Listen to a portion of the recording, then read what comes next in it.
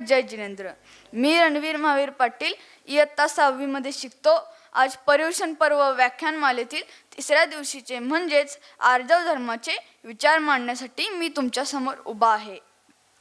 या कार्यक्रमात आपल्या व्यस्त वेळापत्रकामधून वेळ काढून उपस्थित राहिलेले सर्व मान्यवरांचे स्वागत. प्रतिमाधारींना वंदना व सर्व श्रावकांना जय जिनेंद्र. माझ्या विषयाला सुरू करण्यापूर्वी मी परमपूज्य 108 आचार्य श्री चंद्रप्रसाद सागरजी महाराज व समस्त मुनी व आरिका संघ यांचे मनापासून ऋणी आहे. कारण प्रत्येक वर्षी पर्युषण पर्व व्याख्यानमालेला आपण व्याख्याते आणि वक्ते बाहेर गावाहून बोलवत असतो.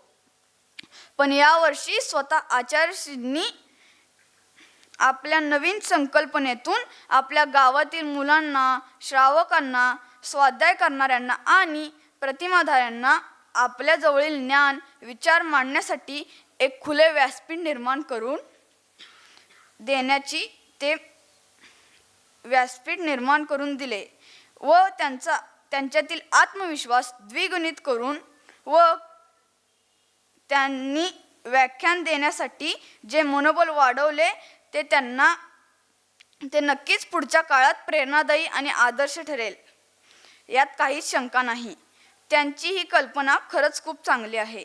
आता मी माझ्या व्याख्यानाची सुरुवात मंगलाचरणाने करतो. तर मंगलाचरणाने सर्वांनी हात जोडायचे आहे.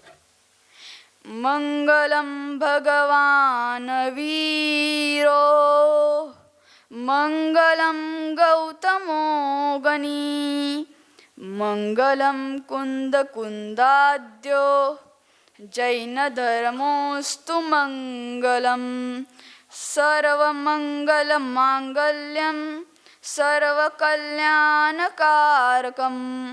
प्रधानम सर्वधर्माणां जैनम जयतु शासनम जैनम जयतु शासनम. आपण गेले 2 दिवस दशलक्षणातील 2 धर्मांबद्दल विचार ऐकलो आणि ते विचार आणि ज्ञान आपण आत्मसात केलो. आज मी तिसऱ्या दिवशी म्हणजेच आर्जव धर्माबद्दल माझे विचार मांडणार आहे. माझा इतका स्वाध्याय, अभ्यास आणि ज्ञान नाही आणि आज प्रथमच या पर्युषण पर्वामध्ये मी माझे विचार मांडत आहे. तरी काय चूक झाल्यास मोठ्या मनाने मला क्षमा करा. प्रथम वंदन करू गुरूंना ज्यांनी दाखवली वाट सत्याची. प्रथम वंदन करू गुरूंना ज्यांनी दाखवली वाट सत्याची. मन वचन कर्म एकरूप ठेवूया हीच शिकवण आहे आर्जव धर्माची. मन वचन कर्म एकरूप ठेवूया हीच शिकवण आहे आर्जव धर्माची. सरळपणा हा जीवनाचा आधार, कपट नसावा अंतरी कधीही. सरळपणा हा जीवनाचा आधार, कपट नसावा अंतरी कधीही. शांततेचा दीप मनामध्ये लावूया आर्जव धर्माने उजळूया जगती. शांततेचा दीप मनामध्ये लावूया आर्जव धर्माने उजळूया जगती. आर्जव म्हणजे सरळपणा, निष्कपटपणा, प्रामाणिकपणा. मन, वचन आणि काया या तिन्हीचा एकरूप हाच आर्जव धर्माचा खरा पाया आहे. आर्जव म्हणजे सरळपणा. मनात काही वेगळं, तोंडावर काही वेगळं आणि कृत्यात काही वेगळं हे आर्जव धर्माच्या पूर्णपणे विरोधात आहे. यावरून मी तुम्हाला एक दृष्टांत सांगतो. एकदा एका गुरूंकडे काही विद्यार्थी शिकत होते. परीक्षेचा कालावधी होता. सर्व विद्यार्थी परीक्षा देण्यासाठी आले. सर्व विद्यार्थ्यांना गुरुजींनी उत्तरपत्रिका वाटली. सर्वजण उत्तर लिहित होते तेव्हा एक विद्यार्थी असाच गप्प बसला. जेव्हा परीक्षेचा कालावधी संपला तेव्हा सर्वजण उत्तरपत्रिका देतात तेव्हा तोही मुलगा देतो. गुरुजी म्हणतात, बाळा तू काहीच का लिहिलं नाहीस? तर तो म्हणतो, मला काही येत नाही. खोटं लिहिण्यापेक्षा काही न लिहिणं हेच मला खोटं लिहिण्यापेक्षा काही न लिहिणं हेच मला बरं वाटलं म्हणून मी काही लिहिलं नाही. गुरुजी म्हणतात, बाळा तुझ्याकडे ज्ञान कमी असेल पण तुझ्याकडे आर्जव धर्म आहे. हाच गुण तुला मोठा करेल. आता आपण दैनंदिन जीवनातील उदाहरणे घेऊया. शाळेत आता विद्यार्थी अभ्यास न करता जातो आणि सांगतो मी अभ्यास केला आहे. आता ह्यातील काही मुले असे पण असतील की मी अभ्यास केला आहे पण माझी वहीच विसरली आहे. मी अभ्यास केला आहे पण पेपरावेळी जेव्हा प्रश्नच वेगळे आले, असे भरपूर कारणे मुलांच्याकडे असतात. हा आर्जव धर्म आहे की नाही? व्यापारी निकृष्ट माल विकतो आणि सांगतो हा सर्वोत्तम माल आहे, आणि तो लो क्वालिटीचा माल असून त्याची किंमत वाढवतो आणि सांगतो हा सर्वोत्तम माल आहे. आणि आपण पण काय, ज्याची किंमत जास्त ती वस्तू हाय क्वालिटीची, आणि ज्याची किंमत कमी ती वस्तू लो क्वालिटीची. व्यापाऱ्याचा थोडा दिवस माल चांगला खपेल, पण काही दिवसानंतर गिरायकांना सुद्धा फसवण्याची प्रचिती येते व पुन्हा ते माल घेण्यासाठी तिथे जात नाहीत. असे कधी झाले आहे का तुमच्या बाबतीत? म्हणजेच आर्जव धर्माच्या विरोधात वागून कधीही यश मिळत नाही. गुरूंना दिलेले वचन पाळणे आर्जव आहे की नाही? म्हणजेच तुम्हाला सोप्या भाषेत सांगायचं झालं तर तुम्ही चौक्यात गेल्यानंतर आपल्या परमपूज्य 108 आचार्य श्री चंद्रप्रभू सागरजी महाराजांचा नियम आहे की जोडी असणे, आणि तुम्ही सांगता उद्या येताना जोडी घेऊन येतो. कोथळीतील सर्व महिला जवळजवळ याचे पालन करतात असे मला वाटते, म्हणजेच ते आर्जव धर्माचे पालन करतात. पण चुकून कोणाकडून जर याचे पालन होत नसेल तर त्यांनी याचे पालन लवकरात लवकर करावे, नाहीतर त्यांना आर्जव धर्माचे आर्जव धर्म न पाळण्याची दोष लागू शकतो. आणखी एक, सत्य कितीही कठीण असेल तरीही सत्य बोललंच पाहिजे. आर्जव हा सरळ मार्ग जीवनाचा तो खरा साज आहे. आर्जव हा सरळ मार्ग जीवनाचा तो खरा साज आहे. कपटदंभ जेते नाही आत्मशांतीच दिसे काही. कपटदंभ जेते नाही आत्मशांतीच दिसे काही. एकदा एका राजाने एका साधूंना विचारले, महाराज, माझ्याकडे सर्व आहे, मोठे राज्य, संपत्ती, वैभव, सैन्य सगळे आहे, पण मला शांतीच मिळत नाही. मला शांती मिळण्यासाठी मला काय करावं लागेल? साधू म्हणतात तू मनात काही वेगळं आणि लोकांशी बोलताना काही वेगळं असं ठेवतोस, त्यामुळे तुला शांती मिळत नाही. तुला आर्जव शिकायला हवं. राजा विचारात पडतो आणि दुसऱ्या दिवशीपासून त्याने खोटे बोलणे, दिखावा करणे सोडले. हळूहळू त्याच्या चेहऱ्यावर शांती दिसू लागली. या दृष्टांतातून ही शिकवण मिळते की सरळ निष्कपट जीवन जगणारा मनुष्यच खरी शांती अनुभवतो.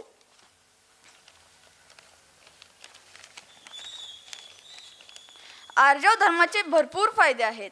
मन शांत व पवित्र राहते, समाजात विश्वास वाढतो, आत्मविश्वास वाढतो, आत्म्याची शुद्धी आणि प्रगती होते. बंधूंनो, आजच्या युगात आर्जव धर्म किती गरजेचा आहे बघा.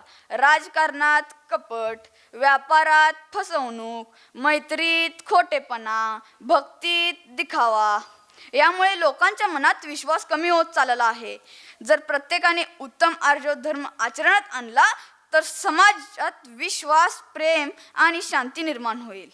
तर आता मी माझ्या विषयाला सोडून थोडं जैन संघटनबद्दल बोलतो.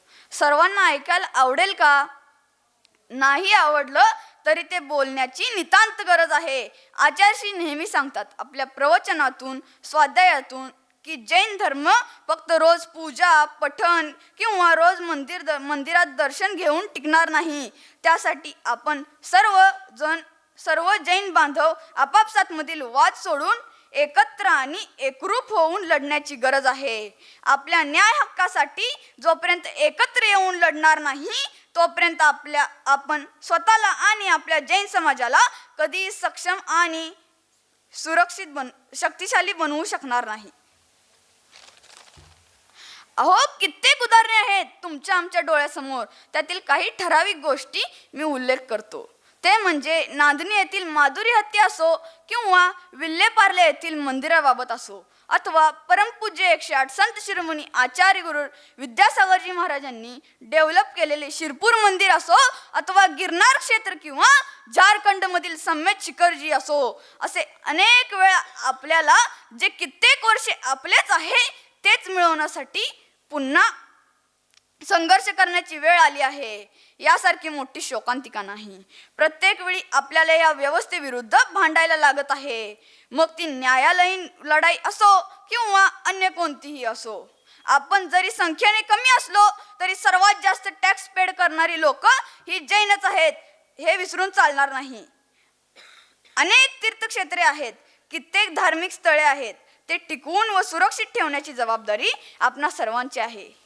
आचार्यश्रींच्या भाषेत सांगायचं झालं तर नीट ऐका हां.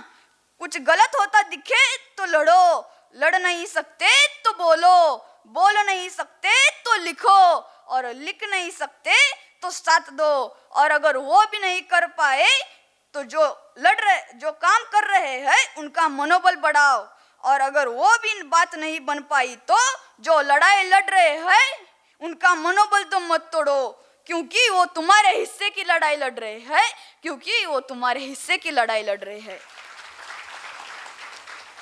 सारांश तुम्हाला मराठीत सांगतो. आपण एक संघ होऊन लढले पाहिजे. कुणाला हरविण्यासाठी नाही, कुणाला नमविण्यासाठी नाही, तर आपला जैन समाज सुरक्षित आणि सक्षम आणि शक्तिशाली बनवण्यासाठी.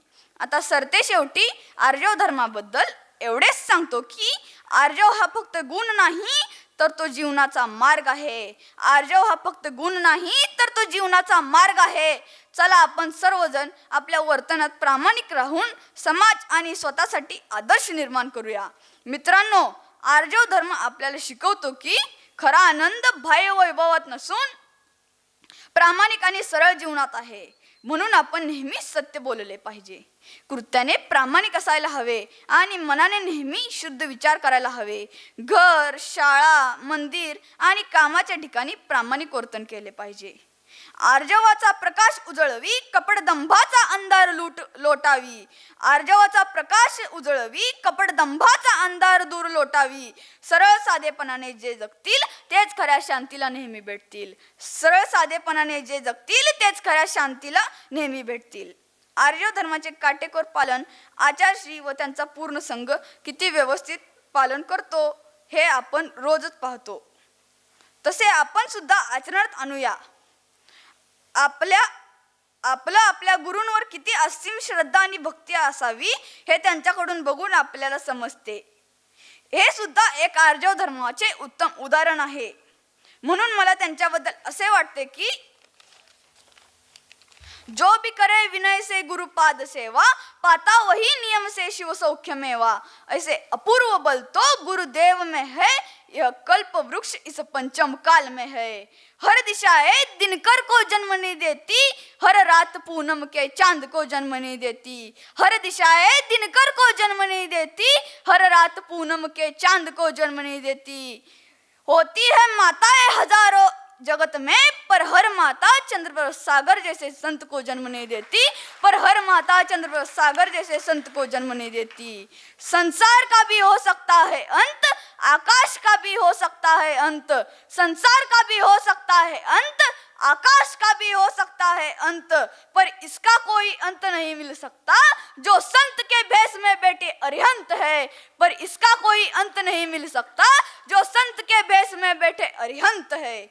चंदा बाबा के दर्श से होता भव का अंत, शुभ कर्मों के योग से मिलते गुरु भगवंत. शुभ कर्मों के योग से मिलते गुरु भगवंत. गुरु ही मेरी जान है, गुरु ही मेरे प्राण है, गुरु ही मेरी शान है, गुरु ही मेरे पहचान है, गुरु ही मेरे पहचान है. शेवटी जाता जाता इतकेच सांगेन की भूल कर मुझसे कोई भूल हुई हो तो उसे भूल समझकर भुला देना, लेकिन भुलाना सिर्फ भूल को. कभी भी जैन धर्म, जैन सिद्धांत और आर्जव धर्म को मत भुलाना. आणि शेवटी मला आचार्य श्री चंद्रप्रभू सागरजी महाराज यांच्याबद्दल जे वाटते ते मी एका कवितेच्या रूपात तुम्हाला सांगू इच्छितो. इनका एक इशारा पाकर सब कुछ अर्पण कर देंगे, इनका एक इशारा पाकर सब कुछ अर्पण कर देंगे.